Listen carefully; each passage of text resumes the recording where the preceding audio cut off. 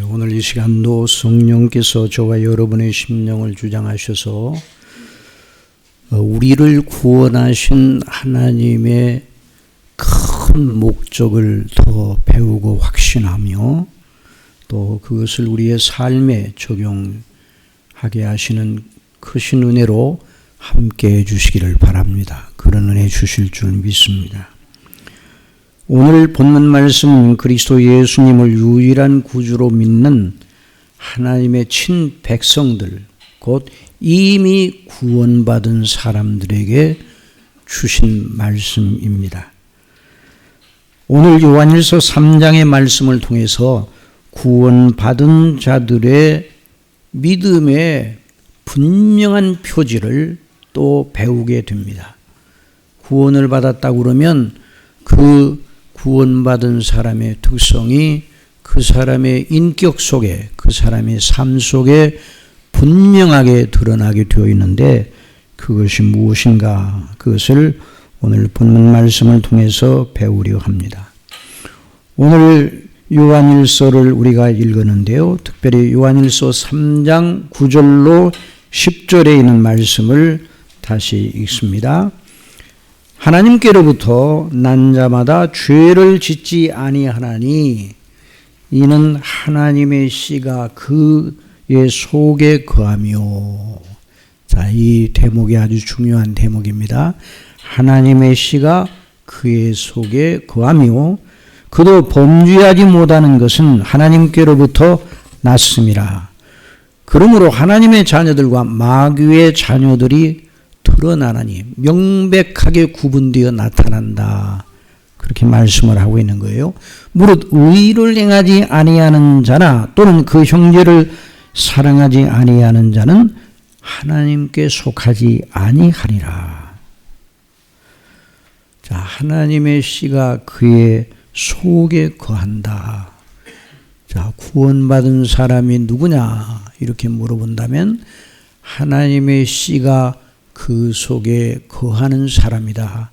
이렇게 대답하면 됩니다. 오늘은 먼저 결론부터 먼저 이렇게 말씀을 드려놓고 왜 그런지 그 이치를 본문을 통해서 계속 살펴보려고 합니다. 여기 하나님의 씨라고 그랬는데 이 씨는 정지되어 가만히 있지 않습니다. 씨 속에는 항상 생명이 존재합니다. 식물의 씨도 그냥 놔두면 아무 일도 안 하는 것처럼 보이지만 그 씨가 땅에 뿌려지고 그러면 그 씨에서 움이 트게 돼요. 그래서 씨가 활발한 작용을 해서 그 씨가 가지고 있는 성질에 풀이나 나무나 이런 것들을 내게 되는 것입니다. 마찬가지로 하나님의 씨는 그 사람 전체를 주장하는 살아있는 원리입니다. 역동적으로 살아있는 원리라 이렇게 말할 수 있어요. 그러니까 이 씨는 영생의 씨다 그렇게 말할 수 있습니다. 그래서 그 씨가 그 사람의 마음과 그 생각과 정서와 의지에 강력한 영향력을 미치게 됩니다. 그러니까 구원받은 사람들이 그 심령 속에 있는 이 놀라우신 하나님께로부터 주어진 원리와 씨 때문에 다른 사람과 구별되지 않을 수가 없어요. 이 하나님의 씨를 가지고 있지 아니하는 자는 누구인가? 하나님의 씨를 가진 자는 누구인가? 여기서 이제 말씀을 통해서 보여주는데 그 차이는 정말 그냥 정도의 차이가 아닙니다. 정도의 차이가 아니라 본질적인 차이예요. 종류의 차이예요. 종류. 그래서 이 차이는 생명과 죽음의 차이요, 천국과 지옥의 차이입니다. 그 씨를 가진 자는 하나님의 나라에 이미 들어간 사람입니다. 그래서 그 사람은 언제 하나님께 부르심을 받아도 하나님 아버지에 들어갈 확실한 그 권리를 가지고 있는 사람이에요. 그래서 사람이 영생 얻은 사람입니다. 그러나 이 씨를 갖지 아니하는 사람은 마귀의 자녀들이며 하나님의 진노 아래에 있는 것입니다. 그러므로 오늘 이 말씀을 들으면서 하나님께서 우리에게 주신 구원이 얼마나 놀라운가, 내가 이 거룩한 하나님의 씨를 내 속에 가지고 있는가를 우리 각자 점검하고, 또 그 씨를 가졌다면 어떻게 그 씨가 우리 인격 속에서 약동하게 하시는지, 그 성령님의 역사가 무엇인지를 배워 거기에 우리 자신을 순응시키는 이런 역사가 있기를 바랍니다. 요한일서 3장 9절 말씀 다시 읽습니다. 하나님께로부터 난 자마다 죄를 짓지 아니하나니 이는 하나님의 씨가 그의 속에 거하며 그도 범죄하지 못하는 것은 하나님으로부터 났습니다. 이러므로 하나님의 자녀들과 마귀의 자녀들이 드러나나니 무릇 의를 행하지 아니하는 자나 또는 그 형제를 사랑하지 아니하는 자는 하나님께 속하지 아니하니라. 그러니까 하나님의 씨를 가진 자와 그렇지 아니한 마귀에게 속한 자의 차이가 세상에 있는 동안에는 무엇으로 드러나는가? 죄 또는 의에 대하여 그 사람들이 어떤 사람들인가? 죄와 의에 대한 태도가 어떤가?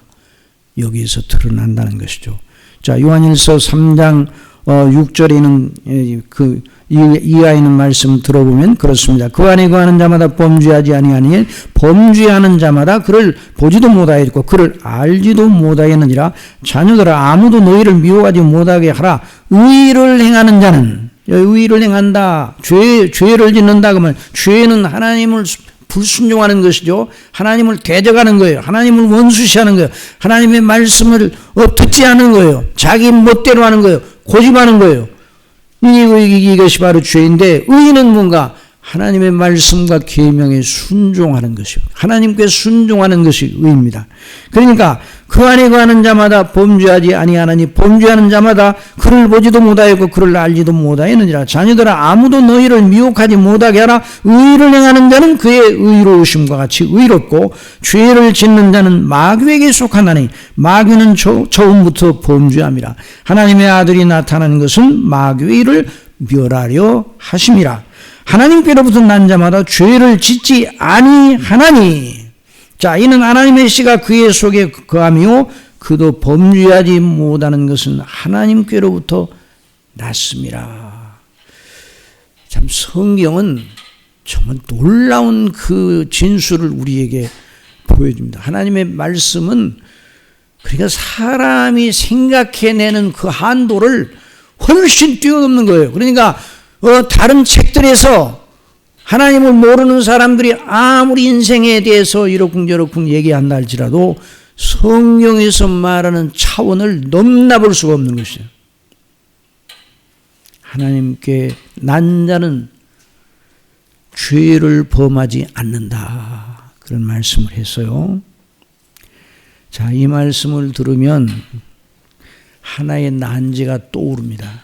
저나 여러분 마음에 근심이 들어올 거예요. 이 말씀을 들으면서 벌써 근심이 들어올 거예요. 자, 죄를 짓는 자는 마귀에게 속한 나니 마귀는 처음부터 범죄함이라. 하나님의 아들이 나타나신 것은 마귀의 일을 멸하려 하심이라 말씀을 하셨는데, 나 예수님 믿는다고 하는데 내가 혹 마귀의 자녀가 아닌가? 왜냐하면 나도 죄가 생각이 나고 실제로 하나님 앞에 날마다 회개할 죄가 있는 대로 이 말씀대로 하면 나는 정말 하나님의 자녀인가? 자녀가 아닐 수도 있구나. 이런 근심이 이 말씀을 들을 때 우리 마음속에 떠오르게 돼요. 그러므로 오늘 이 말씀은 정밀한 해석이 필요한 대목입니다. 성경의 어느 말씀도 사람의 생각으로 풀 수가 없지만 정말 하나님의 말씀이 뭘 말하는 건지 잘, 그래서 여러분들이 주목을 해야 돼요. 자, 사도 요한은 이 죄의 문제를 다루면서 바로 그 문제로 들어가지 않습니다. 그러니까 여기에 대한 해답을 얻으려면 그것부터 우리가 알아야 돼요. 내 속에 죄가 자꾸만 일어나는데 내가 넘어지는데 내가 그러면 하나님의 자녀가 아니란 말인가? 이 말씀. 죄를 범하는 자는 하나님의 자녀가 아니라고 그랬는데 내가 하나님의 자녀가 아닌가? 이제 그런 의문이 떠오를 것이 틀림없다는 것을 사도도 이 대목을 쓰면서 알았을 거예요. 사도는 죄 외의 문제, 곧 삶의 문제, 어떻게 순종하느냐 하는 문제를 직접 바로 나가지 않습니다. 먼저 우리가 하나님의 사랑을 어떻게 받았는가, 어떤 구원을 우리가 받았는가, 그걸 먼저 우리로 하여금 생각하게 합니다. 자, 죄와 의의 문제를 다룰 때 순서가 있어요. 그냥 막바로 죄와 의의 문제로 달려가는 도덕적인 그런 권면을 성경은 하지 않습니다. 맨 먼저 하나님과 우리와의 관계를 먼저 말합니다.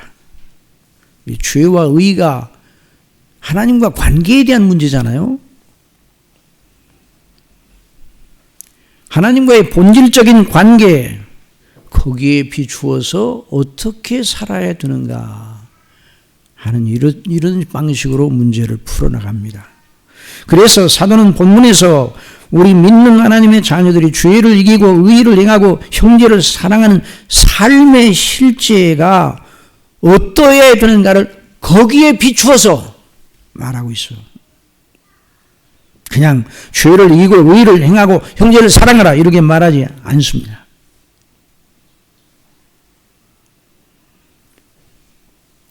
우리 믿는 사람들의 실천 생활을 가르치면서 삶의 실제로 바로 나가지 않고 언제나 하나님과 우리의 본질적인 관계, 하나님께서 우리를 어떻게 구원하셨고 어떤 목적을 가지고 구원하셨고 우리를 어떤 사람으로 만드시려고 구원하시는가,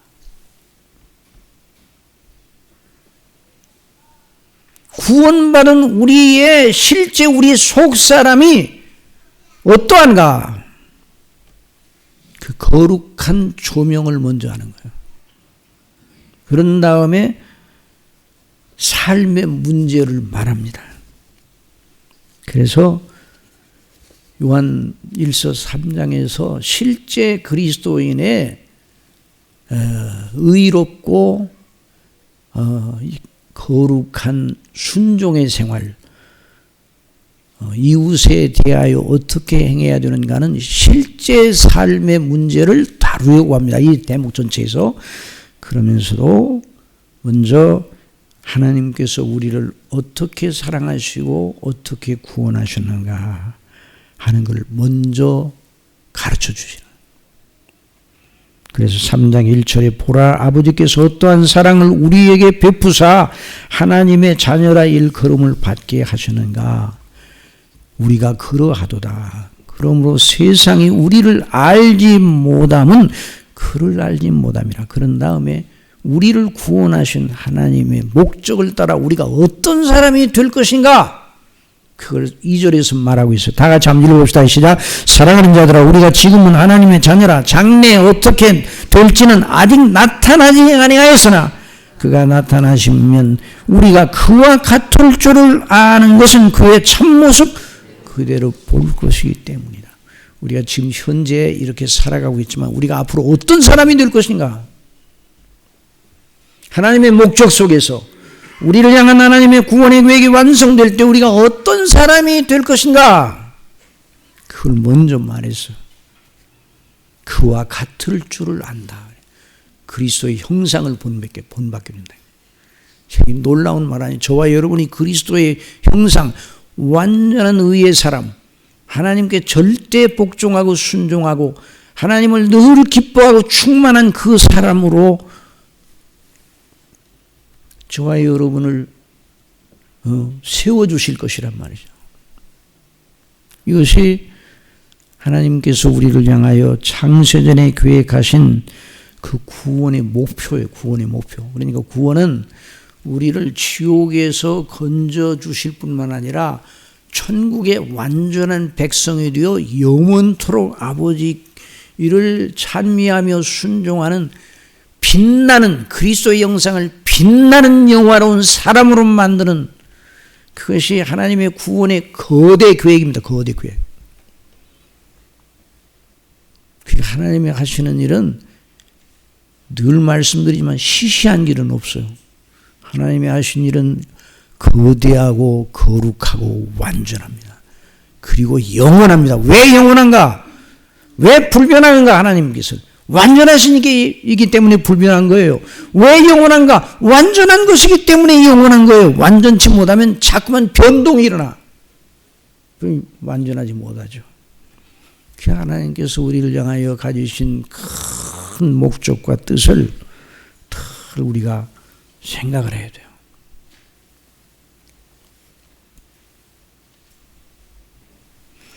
거기에 비추어 우리가 어떤 사람이 되어야 마땅하겠는가?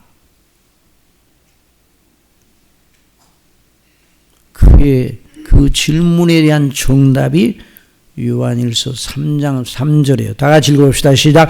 주를 향하여 이 소망을 가진 자마다 그의 깨끗하심과 같이 자기를 깨끗하게 하느니라. 왜 우리를 깨끗하게 해야 되느냐? 왜 정결케 해야 되느냐? 왜 죄를 이기고 의를 행해야 되느냐? 우리가 그런 사람이 될 것이기 때문에 하나님께서 우리를 향하여 그런 목적을 가지고 계시니 여기서 우리는 성경의 복음이 말하는 인생, 우리의 삶, 그리고 하나님 없는 철학, 인문학이 말하고 주장하는 삶과의 본질적인 차이를 발견하는 것이죠. 하나님 없는 인문학, 하나님 없는 철학은 바로 인간의 삶과 행복으로 바로 나갑니다. 그래서 철학이 시도하는, 철학이 사람들에게 늘 제시하는 유토피아는 뭔가, 제시하는 이상향이 뭔가, 자아실현이에요. 자아실현. 여러분 자아실현이라는 말 많이 들어봤죠? 자아의 발견, 자아실현. 이전에 제가 대학교 1학년 때 우리 고등학교 선생님이 너 이 책을 읽어보라. 데미안을 주세요. 했어요. 데미안. 그 책에서 제시하는 인생론이 뭔가 자아실현이에요. 자아실현.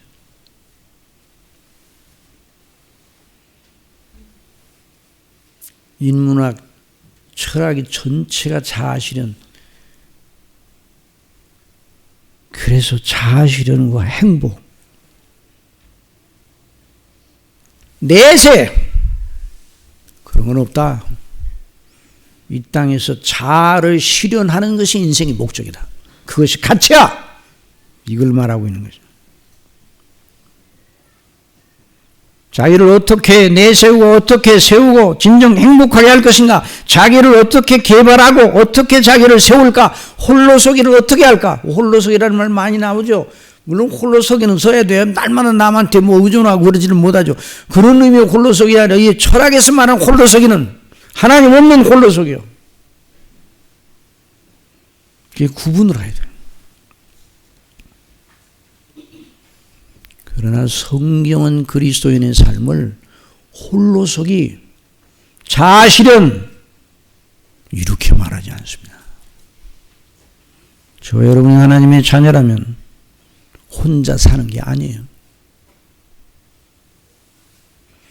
내 자신을 구현하는 것이 아니에요. 여기 학생들, 청년들,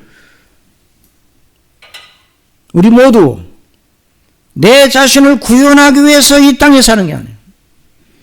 내 자신을 뭔가 구현하여 행복에 이르기 위해서 일하고 공부하고 그러는 게 아니에요. 그런데 세상은 항상 거기에 몰입되어 있어요. 성경이 말하는 그리스도인의 삶은 자아실현이 아니라 하나님의 영광, 그리고 나를 지으시고 나를 구원하시고 나를 택하시고 나를 영화롭게 하실 그 주님과 연합하여 영원토록 교제하면서 그 영광을 드러내는 데 있어요. 갈라디아서 2장 20절, 내가 그리스도와 함께 십자가에 못 박혔나니 그런즉 이제는 내가 사는 것이 아니요, 이 자신이 아니라 이 말이에요. 내가 사는 게 아니에요. 오직 내 안에 그리스도께서 사시는 것이라. 누가 사신다고요? 그리스도께서 우리 속에 사신다. 엄청난 진리 아니에요? 이제 내가 육체 가운데 사는 건, 이 땅에서 사는 건 나를 사랑하사 나를 위하여 자기 자신을 버리신 하나님의 아들을 믿는 믿음 안에서 사는 것이라. 그러니까 우리 그리스도인들은 혼자 사는 게 아니에요. 혼자 있더라도 혼자 있는 게 아니에요.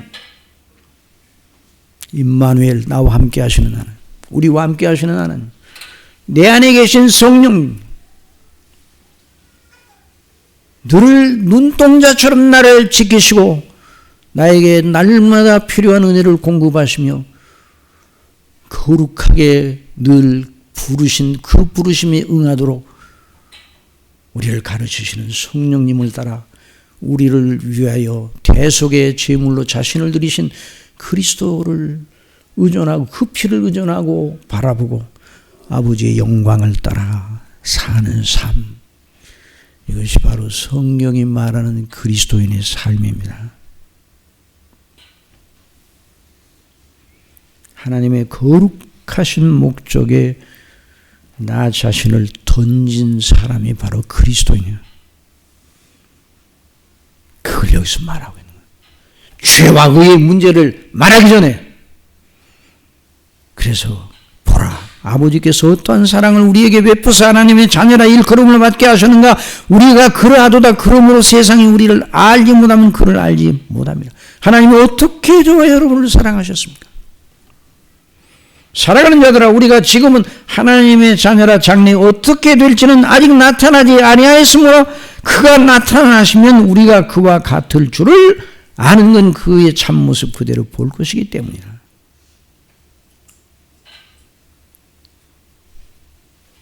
그 거대하신 하나님의 목적에 합당하게 서는 것이 무엇일까? 주를 향하여 이 소망을 가진 자마다 그의 깨끗하심과 같이 자기를 깨끗하게 하느니라. 그럼 자기를 깨끗하게 한다는 게 뭔가? 죄를 짓지 않고 곧 하나님을 불순종하지 않고 형제를 미워하지 않고 하나님의 명령 계명과 그 복음의 거룩한 진리에 복종하면서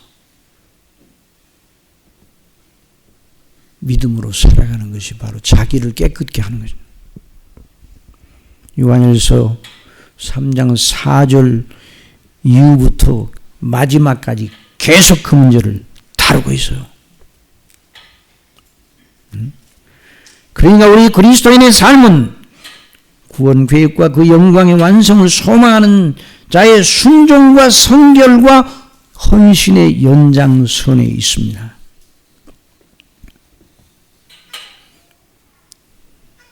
다시 한번 있습니다. 자, 이 말씀 얼마나 좋아.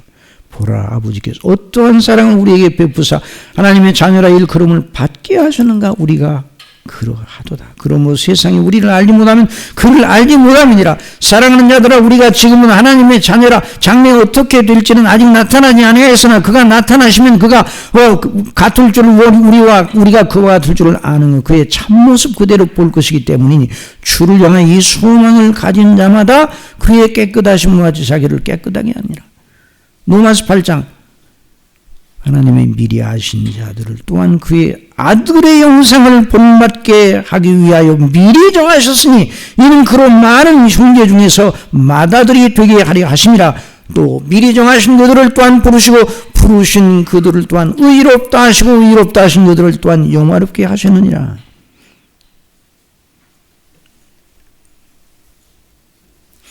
그러니까 이런 은혜를 받고 구원받은 우리는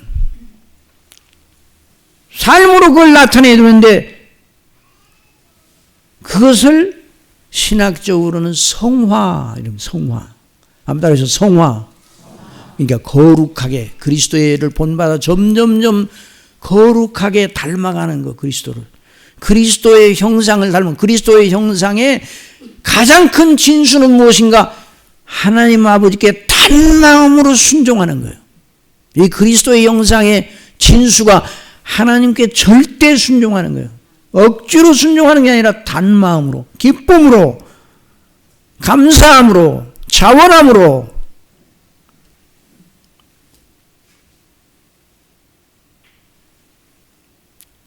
그러니까 성화의 삶. 우리는 이미 그리스도 안에서 의롭다 하심을 받아서 오늘 당장에 우리를 부르셔도 하나님의 나라에 갈 권리를 우리는 가지고 있어요. 그런 사람으로 이 땅에 하나님께서 남겨두셔서 계속 살게 하시는 건 이 거룩한 하나님의 뜻을 순종하고 우리에게 주신 사명을 감당하라고. 그러니까 죄와 의의 문제, 사랑의 실천도 그런 차원에서 봐야 됩니다. 그러므로 죄를 짓지 말고 의를 행하라. 이 말은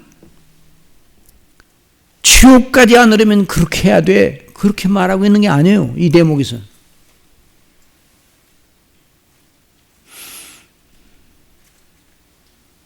천국 가고 싶으면 죄 짓는 일을 끊고 의를 행하고 그렇지 않으면 너 지옥 가. 이런 위협을 하고 있는 것이 아닙니다. 도리어 그리스도 예수님을 믿어 구원받은 하나님의 자녀가 되었으니 마땅히 어떻게 하는 것이 옳은가?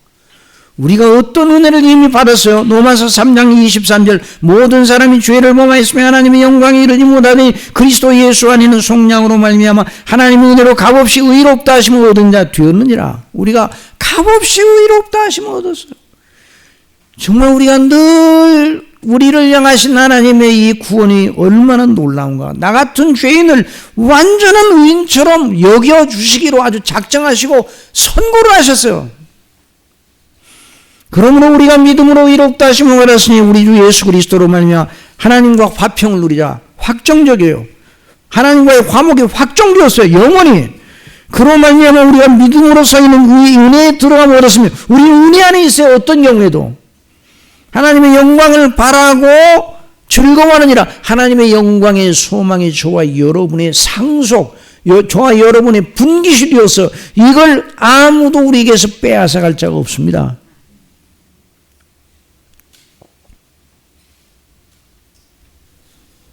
그러니 그런 은혜를 받은 자로 어떻게 해야 되는가? 주를 향하여 이 소망을 가진 자마다 그의 깨끗하심과 같이 자기를 깨끗하게 하느니라. 그러므로 여기서 다루는 죄의 문제는 구원을 받기 위한 조건으로 다루지 아니하고 정말 하나님의 사랑을 받아 구원받은 우리에게 어느 것이 필요한가? 죄가 얼마나 누추한 것인가? 구원받은 저와 여러분에게 정말 가장 어울리지 않는 게 뭐라고요? 죄요. 죄가 가장 어울리지 않는 거예요. 죄가 정말 그리스도인들에게 있어서 아무리 작은 죄라도 우리는 그 그리스도 하나님 앞에 우리가 받은 그리스도의 은혜, 하나님의 이 자녀의 신분에 아무리 작은 죄라도 누추한 거예요. 아버지 하나님과 우리 주 예수 그리스도의 성령님 성삼위 하나님 앞에서 아주 작은 미세한 죄라도 누추하고 절대로 우리의 신분에 합당치 아니하고 하나님 앞에서 그 죄는 없어야 돼요. 이런 의식을 먼저 가져야 돼요. 우리가 흔히 우리 세상에 살면서 다른 사람들이 그렇게 사니까 우리도 그보다 조금 더 고상하고 낮게 살자. 이것이 우리의 삶의 목표가 되는 게 아니라 그리스도의 형상을 본받는 것이니까 저와 여러분의 심령이나 우리 행위 속에 죄가 드러나지 않아야 되는데, 그래서 이것이 우리 성도들의 고통거리죠. 죄가 우리 속에 이 고통거리가 우리 성도들에게 여전히 연약하고 넘어지기 때문에. 그래서 성경은 계속 이걸 강조를 합니다. 우리 그리스도인들에게 죄는 있어서는 안 되는 거예요. 정말 죄는 누추한 것이요. 유다서 1장 23절에 또 어떤 자를 불에서 끌어내어 구원하라, 또 어떤 자를 그 육체로 더럽힌 옷까지도 미워하되 두려움으로 긍휼히 여기라. 능히 너희를 보호하사, 다 같이 한번 읽어보세요. 시작. 능히 너희를 보호하사 거침이 없게 하시고 너희로 그 영광 앞에 흠이 없이 기쁨으로 서게 하실리. 곧 우리 구주 홀로 하나이신 하나님께 우리 주 예수 그리스도로 말미암아 영광과 위엄과 권력과 권세가 영원전부터 이제와 영원토록 있을지어다. 아멘. 자, 이것이 저와 여러분 구원받은 저와 여러분 하나님의 자녀인 저와 여러분의 본질적인 의식이 돼야 돼요. 성령이 그걸 가르치고 성령께서 그걸 가르쳐 주셔요. 그런데 만일, 자, 이 경우는 만일 믿음을 고백하고 구원받았다고 하는 사람이 죄를 먹고 마시고 죄 가운데 사는 자가 있다면 어떻게 되는 거예요? 그 사람은 하나님의 자녀가 아니라고 말하고 있습니다. 마귀의 자녀임에 틀림없어요. 그 사람을 가리켜 요한일서 3장 4절에서 말하고 있습니다. 죄를 짓는 자마다 불법을 행하나니 죄는 불법이라 그가 우리 죄를 없이 하시려고 나타내신 것을 너희가 아나니 그에게는 죄가 없느니라. 그 안에 거하는 자마다 범죄하지 아니하나니 범죄하는 자마다 그를 보지도 못하였고 그를 알지도 못하였느니라. 범죄하는 자마다 그를 보지 못하였다 할 때 그 범죄는 무엇인가? 우리가 믿음 생활하다가 그래서는 안 되는데 믿음 생활하다가 넘어지는 그런 경우들이 있는데 그걸 가리키는가? 만일 그걸 가리킨다면 저와 여러분 어느 누구도 천국에 대한 소망을 가질 수가 없을 거예요. 여기서 말하는 범죄는 죄와 싸우는 것이 없이 죄의 즐거움을 버리지 못하고 죄 아래 집을 짓고 사는 걸 말하는 거예요. 죄 안에 거하는 걸 말해요. 죄 안에.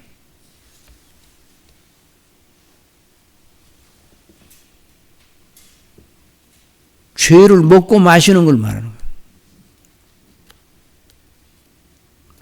이 말씀을 들으면 그래 나는 안심이네. 나는 그렇게는 안 하거든. 가끔 죄는 짓기는 짓지만 안심이네.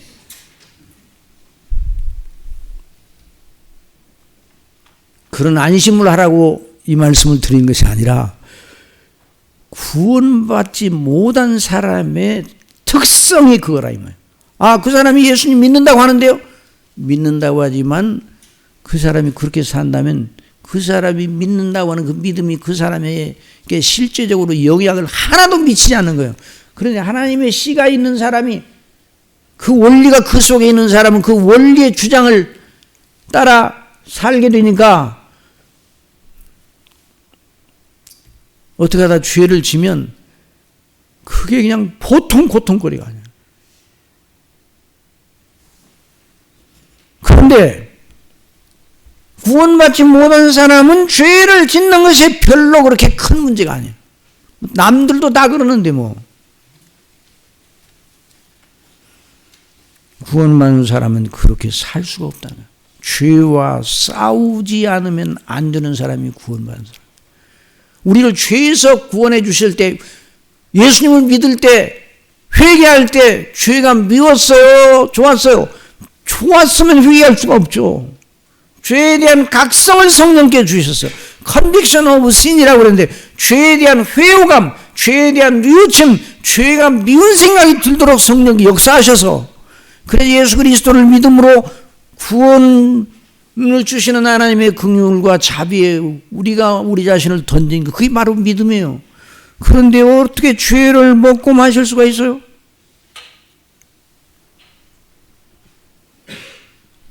그런 의미에서 하나님께로부터 난 자마다 죄를 짓지 아니하나니 이는 하나님의 씨가 그의 속에 거하며, 이는 하나님의 씨가 그의 속에 거하며 그도 범죄하지 못하는 건 하나님께로부터 났습니다. 대체 이 범죄하지 못함이라는 말이 무슨 말인가? 아직도 이런 의문이 남아있을 겁니다. 그러면 내가 하나님께 순종하고 의롭게 살려고 해도 여전히 내 속에서 정욕이 일어나고 하나님의 계명을 어기고 싶은 마음이 일어나는데 대체 이거 어떻게 되는가?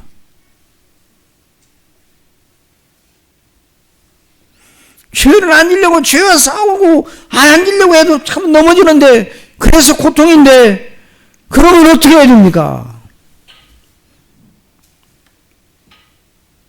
그런 의식이 있는 사람이라면, 그 속에 씨가 있는 사람, 성령의 씨가, 성령의 감동이 단순한 도덕적인 것이 아니라 하나님의 말씀에 비추어 보니까 이건 죄구나, 큰일 났구나, 이건 내가 하나님 앞에 잘못됐구나.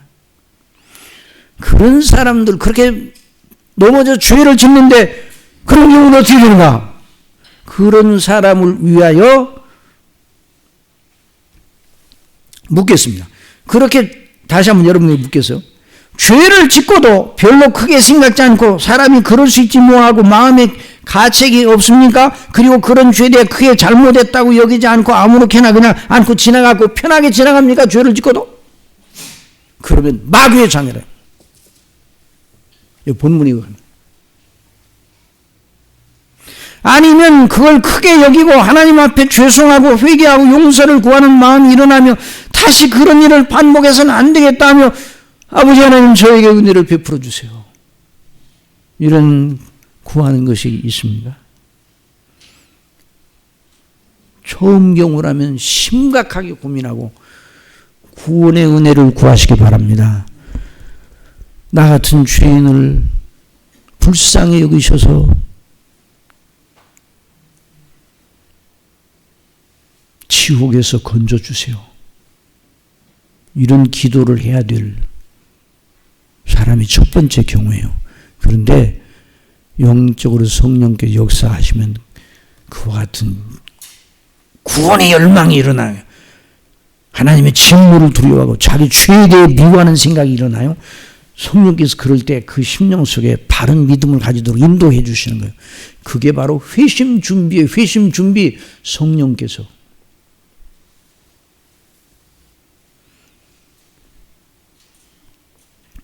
그런데 두 번째 경우, 죄에 대해서 죄와 싸우다가 넘어져서, 그래서 죄 때문에 아버지, 내가 하나님의 자녀인데 왜 이렇게 연약한지 모르겠어요. 그러면서 탄식하며 하나님께 다시 은혜를 구하고 성령의 인도하심을 간구하고, 이런 사람들에게는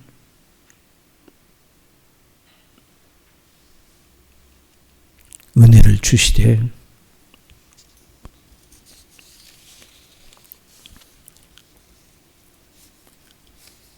그리스도 예수님을 대언자로 삼으셔서 우리를 용서하시는 하나님의 은혜를 그런 사람은 받는 거예요.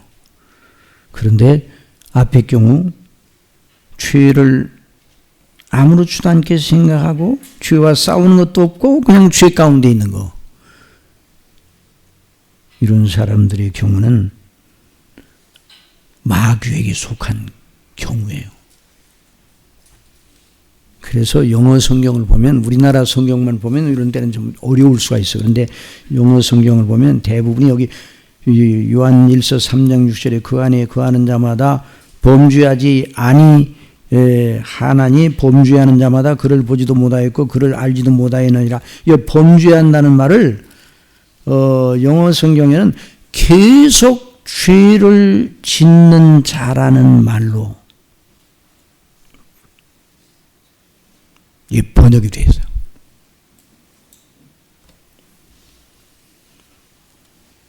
죄짓기를 계속하는 사람,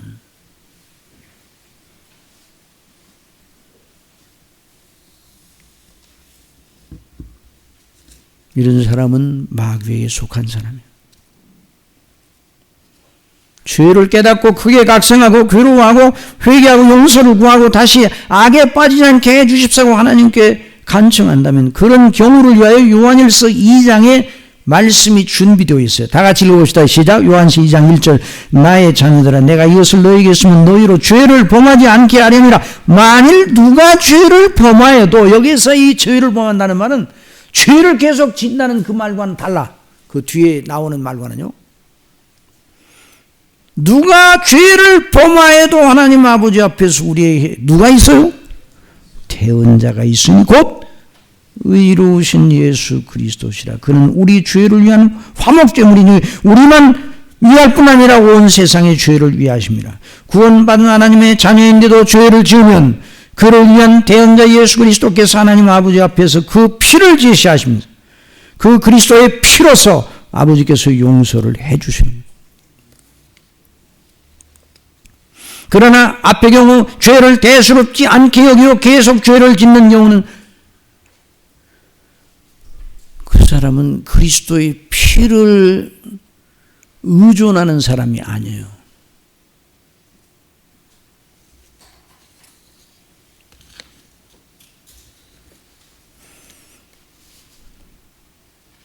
그래서 죄에서 우리를 구원하신 하나님의 은혜는 죄를 짓고 적당하게 살아도 천국 가게 만들게, 이런 은혜가 아니라 이 말이에요.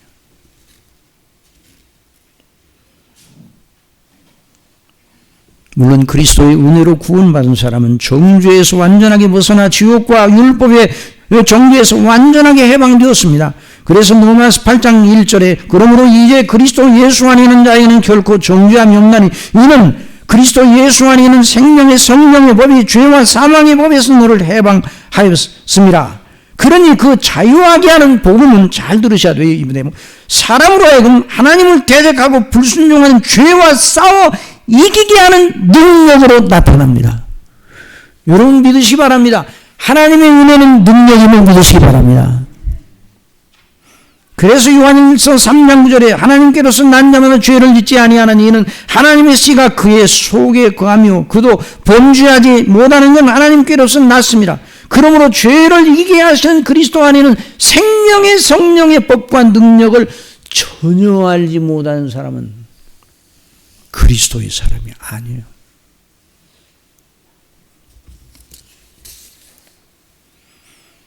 저와 여러분이 예수님을 정말 믿는다면 이미 죄 용서를 받고 의롭다 하심으로 하나님의 자녀가 되었고 저와 여러분의 이름이 생명책에 올라있고 우리 속에 성령께서 계시는 거죠.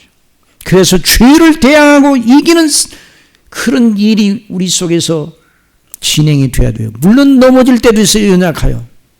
그럴 때 그리스도의 피로 우리의 죄를 용서해 주시는 거예요. 아니 우리는 의롭다 하심을 받을 때 이미 우리의 죄에 대한, 우리가 짓고 넘어지는 죄에 대한 모든 죄책을 하나님께서 영원히 용서를 해 주셨어요.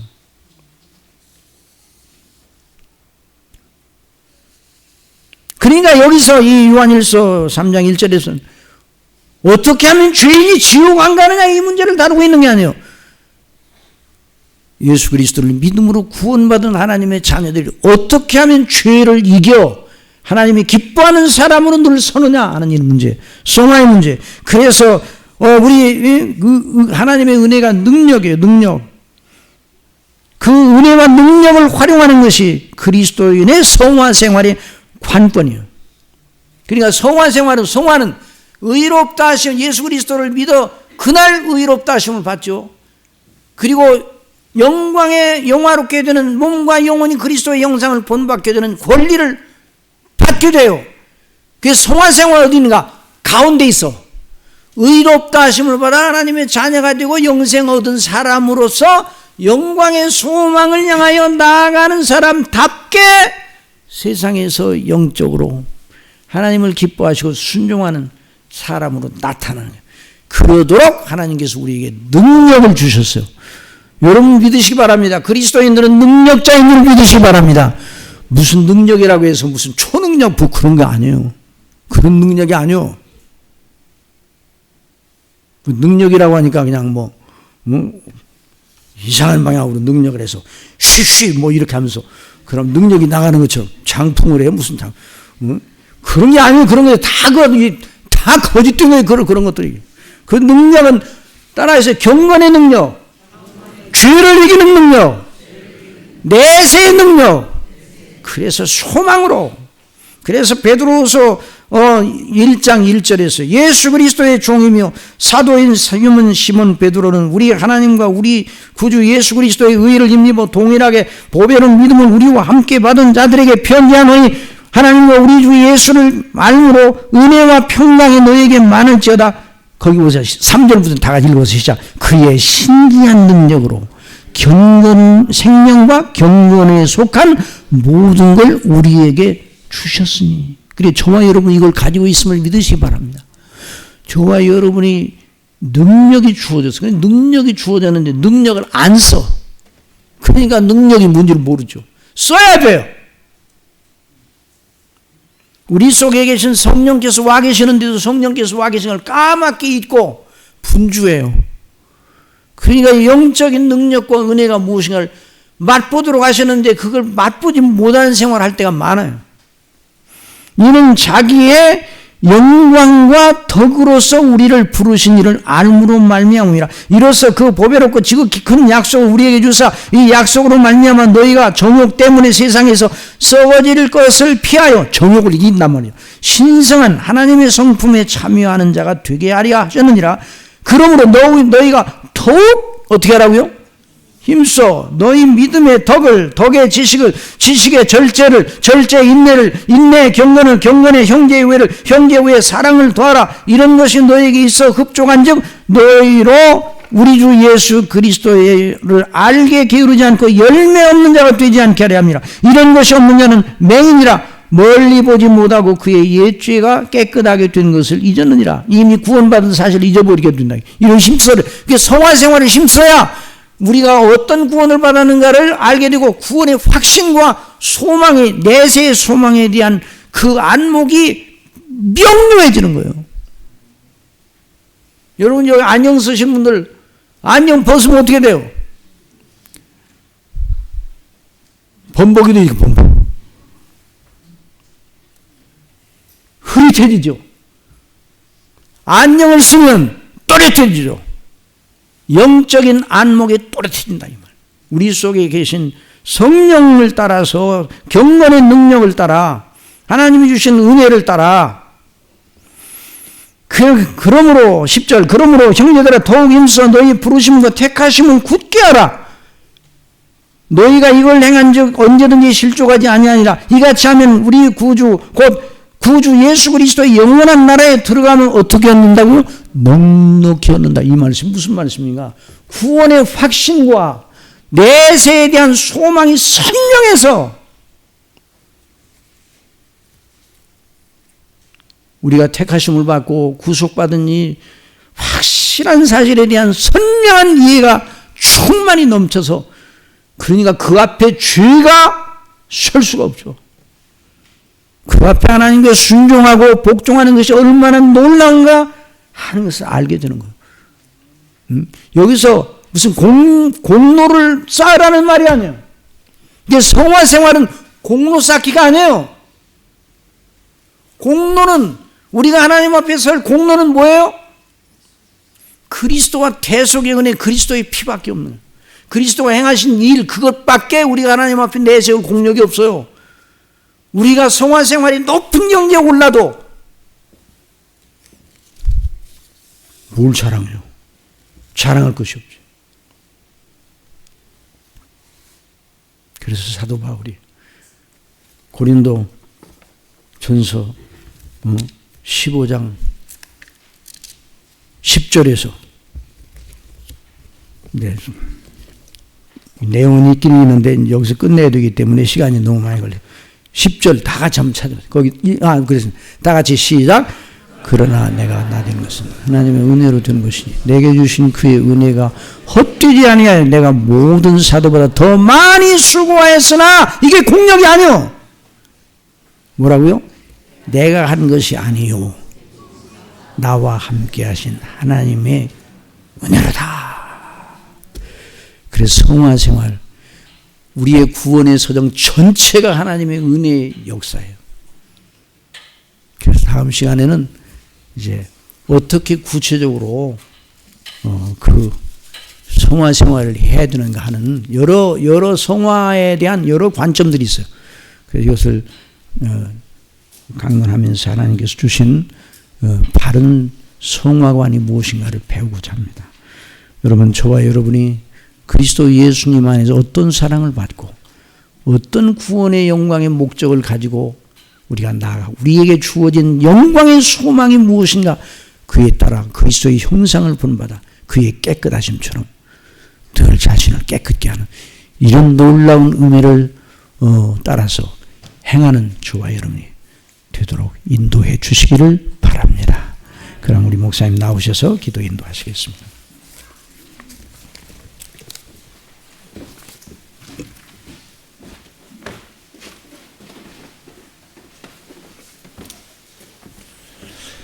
예, 귀한 말씀 감사합니다.